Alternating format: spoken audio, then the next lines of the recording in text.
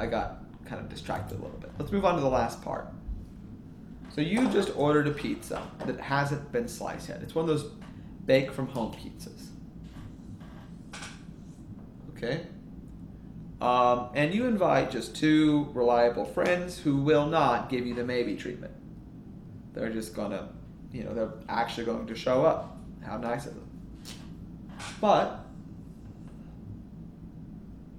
one of your friends will only wants exactly a half of the pizza, right?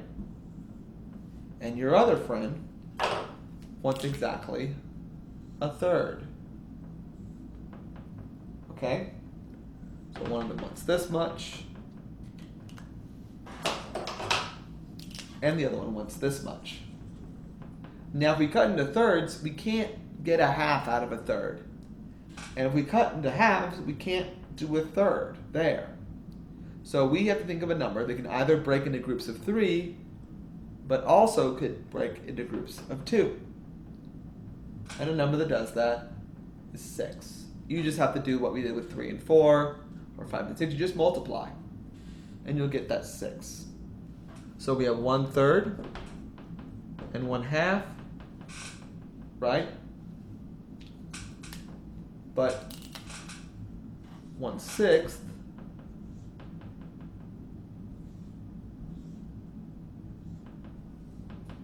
will work for both cases, right? So with this one, we can do thirds and we can do halves. So in this case, we see 1, 2. Now it's not just one piece that's filled in because we divided it up. Now it's 2 that are filled in, right? No, what we did, because we went from 1/3 to 1/6, each of my pieces got broken into 2 parts. So each of my 3 pieces will become 6 pieces. And this one piece will become 2 pieces. We just multiply the top and bottom by 2. As for the 1/2, each of my halves were broken into 3 pieces to make 6. So 1, 2, 3 are now filled in. And that is 3/6. So really what we're doing, to bring back to the idea of labels,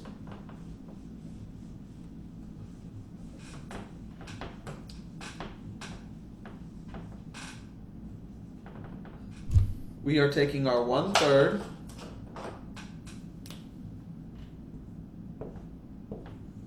right? And instead of trying to do 1/3 plus 1/2, which we can't do because my labels are different. Remember, all a fraction is, all the denominator is in a fraction is just a label that we just write it down there. Because we can't add these, we need to think of a different label that can describe both cases. So my 1/3 is the same as 2/6. And my 1/2 is the same as 3/6.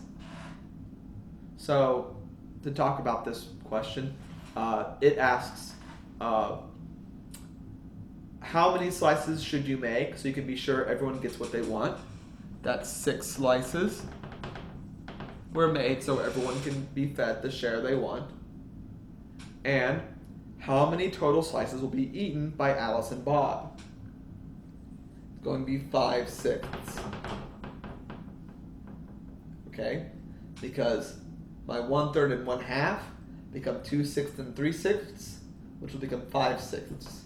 Since my 6 are my slices, that's 5 slices of pizza. And that is the second part of this question. Okay? Next.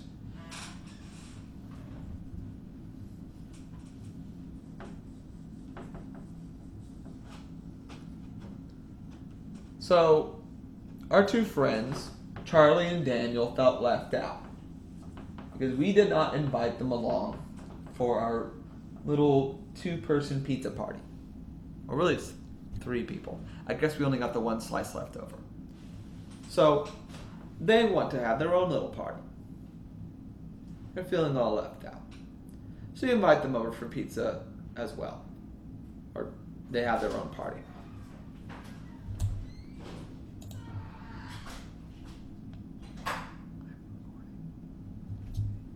Right. So our 2 other friends, Charlie and Daniel, found out that you had Alice and Bob over and they're feeling left out. So you invite just Charlie and Daniel over for pizza.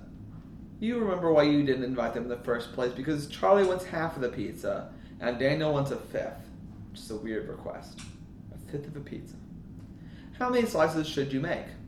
How many total slices will be eaten by both Charlie and Daniel? So just like before, what we did with 1/2 and 1/3, we want to think of a number that will either go into groups of 2 or into groups of 5, right? So either this or that. And just like before, when we made 1/2 and 1/3 into 6 by doing 2 times 3, we can do the same trick here. We can get 10, we can do over 10. And half of 10, so we're doing halves.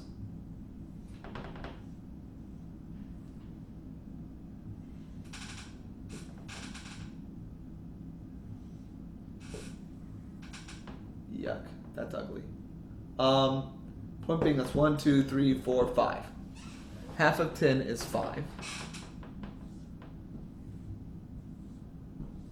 And 1/5 of 10 is 2. 2/10. So, when doing this,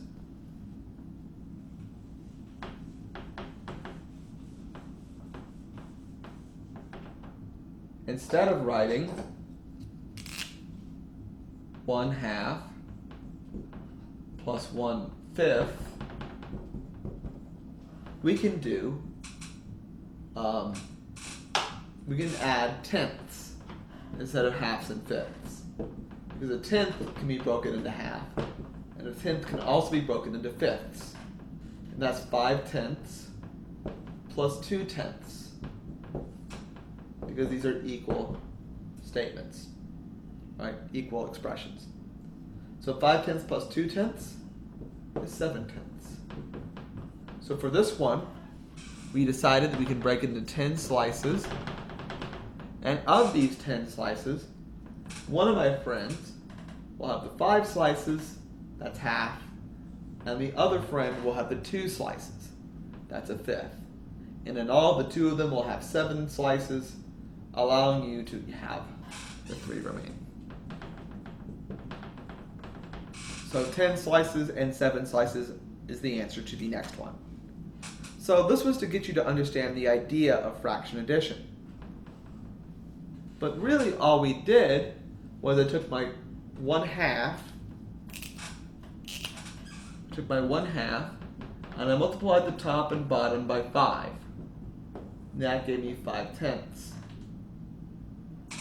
And here, I took my 1/5, and I multiplied the top and bottom to get 2/10. No, we just took the number from the other one and multiplied it there. And the 5 there went onto that, right? So 2 times 5 because of that 5, and 5 times 2 because of that 2. Gave us the fractions we wanted. So in these other examples, we can use this reasoning to make my denominators match. And remember, when we make our denominators match, all we're really doing is we're getting the labels for our pieces to agree so we can actually add them together. So this next example, 2/3 plus 1/4.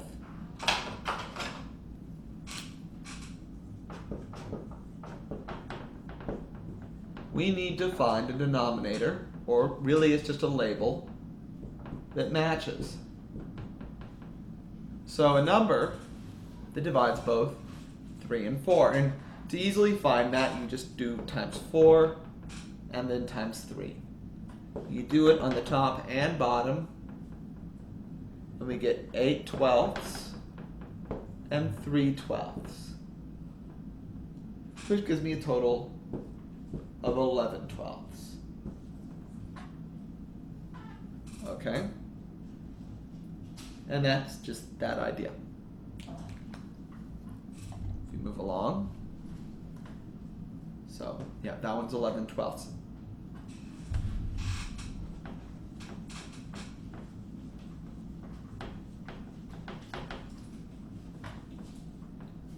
The next example, we have 3/5 and 1/6. 3/5 plus 1/6. We can pick, we can do, take this 6 here, times 6. We can take this 5 here, times 5. And so then our denominators will both be 30. Now 6 times 3 is 18 over 30. This one here is 5 over 30. And so 18 plus 5 equals 23 over 30. Okay? And that's my answer there. It's as simple as that. For this next one, you may find there will be more than one correct answer. That's how fractions are. We see equivalent fractions. Any answer that is equivalent to any other correct answer, those will both be correct. So let's look at 2/9 plus 5/12. Now we can do this. We can do, if we are really good with our times tables, we can just do 12 and 9 on both of them. Okay? Just like we did with the others. And we'll get over 108. So that becomes 12 times 2 is 24 over 108, plus 5 times 9, which is 45 over 108. We can add those two numbers, and we'd get 69 over 108. But that's kind of a big and clunky number. Let me make sure if I'm still on camera. Yeah. That's kind of a big and ugly number. And we know that it could probably be simplified. So if we can find a number lower than 108, and remember we saw this number back when we were talking about our party plan, we can go with 36. So instead of doing this with these big numbers, we can instead do 4. The 4 on the top and bottom will give me, well, really kind of jumped ahead a little bit. 2/9 plus 5/12. I can do times 4 on the top and bottom on this side, and times 3 on the top and bottom on that side, which will give me 8 over 36 plus 15 over 36. And that's going to be 23 over 36. Which, let me be clear, although these answers look different, you could simplify this fraction. Divide the top and bottom by 3, and you'll get this equivalent fraction. These are both technically correct, but when you're doing a lot of math, if this is, say, your first step, I would much rather be working, this number isn't not going to win any beauty contests, but it's definitely a nicer number than this one. So simplifying your fractions or finding a simpler way of doing the common denominator with smaller numbers will make your life easier. It takes a little bit more creative thinking, but it pays off in the end. So, those are all the questions for the Fraction Arithmetic Guided Practice. Thank you for watching, and you have a great day.